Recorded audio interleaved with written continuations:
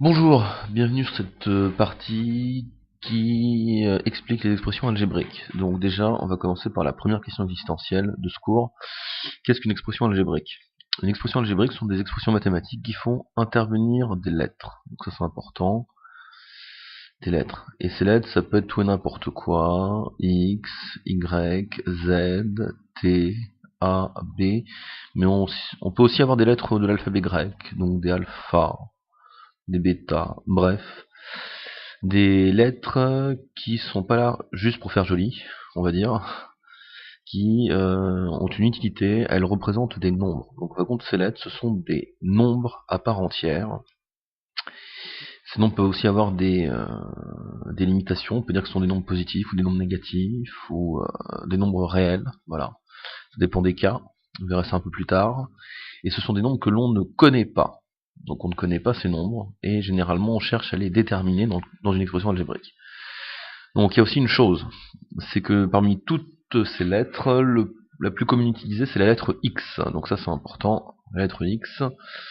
Et ce nom que l'on ne connaît pas est généralement appelé soit inconnu, ça aussi c'est important, soit variable. Ça dépend dans quel domaine on se situe. Donc voilà, généralement une inconnue ce sera pour une expression algébrique, et une variable ce sera quand on commencera à étudier des fonctions. Ça je vous spoil un peu, mais il n'y a pas de souci. Notation. Alors on va commencer avec la notation. Première chose, AX. Donc cette chose-là, A entre parenthèses X, est dénommée aussi A2X. D'accord? Ça c'est dans le langage courant. Ok, donc dans la vitesse du phrasé, quand on parle de ça, de A2X, donc même moi je le dis, hein, c'est dans le langage courant, on dit A2X. D'une manière plus formelle, on ne dit pas A2X, mais plutôt A dépend de X, et ou A est fonction de X. Pareil, encore si on a affaire à une expression algébrique, on dit A dépend de X, ou alors à une fonction A est fonction de X. D'accord? Pour l'instant c'est un peu kiff-kiff, kiff-kiff. À peu près la même chose. Très important, dans les expressions algébriques, il y a des règles d'écriture que je vais rappeler là tout de suite. Les règles d'écriture, ce sont les règles d'écriture par rapport à la puissance. Donc, voilà, par rapport aux puissances, on a des règles d'écriture. Hop. Et par rapport aux sommes, on a aussi des règles d'écriture. Et ça, c'est important.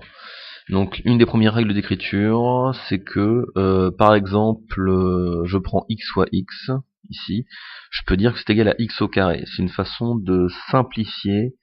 Au lieu d'avoir trois symboles, je vais changer de couleur, tiens en vert, au lieu d'avoir trois symboles, donc là j'ai un x, là j'ai un multiplié, là j'ai un autre x, bah, j'en utilisais que deux, j'ai utilisé le x et la puissance 2 qui se trouve juste là, d'accord?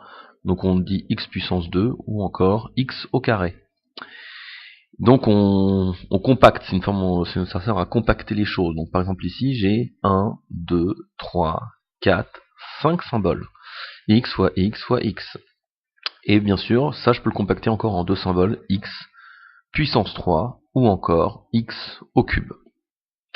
Et ça continue, c'est-à-dire qu'on peut avoir de x puissance 4, x puissance 5, x puissance 6, et ainsi de suite, juste aussi grand qu'on a envie. D'accord?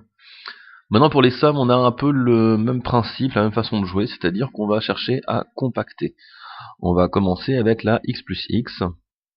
Donc x plus x, j'ai trois symboles, et je peux dire que c'est égal à 2 fois x ou encore 2x. Donc là, je réduis le nombre de symboles que j'utilise pour gagner en place ainsi qu'en vitesse, vous allez comprendre. Ici, pareil, j'ai 1, 2, 3, 4, 5 symboles, et là je me retrouve avec 2 symboles encore. Donc tout ça, on peut le faire de manière systématique. Donc si j'ai x plus x plus x plus x plus x, bah, je dis que ça me fait 5x, et ça passe. Alors ensuite il y a une petite subtilité que je vais noter en violet. Ici j'ai noté de deux façons, j'ai noté 2 fois x et j'ai dit que c'est égal à 2x. Donc ici vous avez une multiplication qui est explicite, je vais essayer de repasser en violet dessus, voilà. Ici j'ai une multiplication. Et là aussi pour le 3 fois x, je dis que c'est 3x, mais j'ai noté la multiplication. Alors d'un côté on dit que la multiplication elle est ici explicite, d'accord? Explicite. Mais On peut se permettre aussi de coller le nombre avec la lettre. Donc ici, j'ai une multiplication qui va être implicite.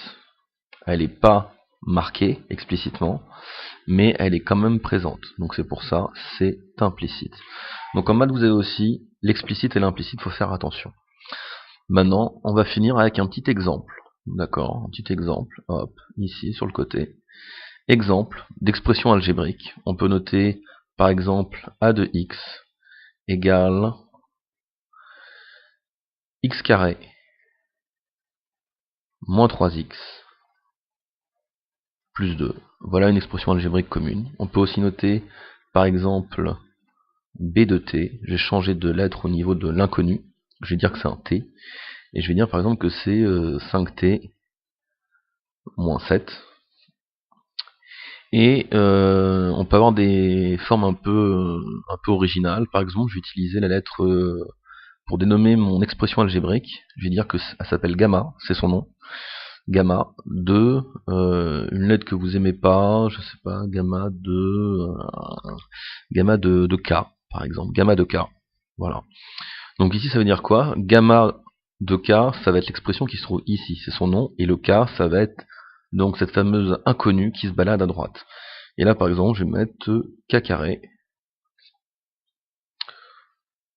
moins 3 demi de k. Et voilà. Donc faut pas que vous ayez peur là-dessus. Ce qu'il y a dans les parenthèses, ça sera toujours donc l'inconnu. Alors il peut aussi en avoir plusieurs, hein. On verra ça par la suite. Oups. Hop. L'inconnu. Et ici, cette chose-là, en entier, me donne, en fin de compte, fait référence, c'est comme un résumé. Il faut le voir un peu comme un résumé. Je vais le mettre ici. C'est un résumé de ce qu'il y a à droite. C'est-à-dire, c'est le résumé, au lieu de mettre toute l'expression. D'accord? J'ai plus qu'à mettre quelques symboles. Là, j'en ai 1, 2, 3, 4. 4 symboles pour résumer 1, 2, 3, 4, 5, 6, 7 symboles. Donc voilà. Dites-vous que ça, c'est le nom, c'est le résumé, slash le nom de mon expression algébrique. Et dans le nom, je vois ce qu'est l'inconnu, ce qui est un cas. Voilà. Donc, merci d'avoir suivi ce petit cours rapide sur les expressions algébriques.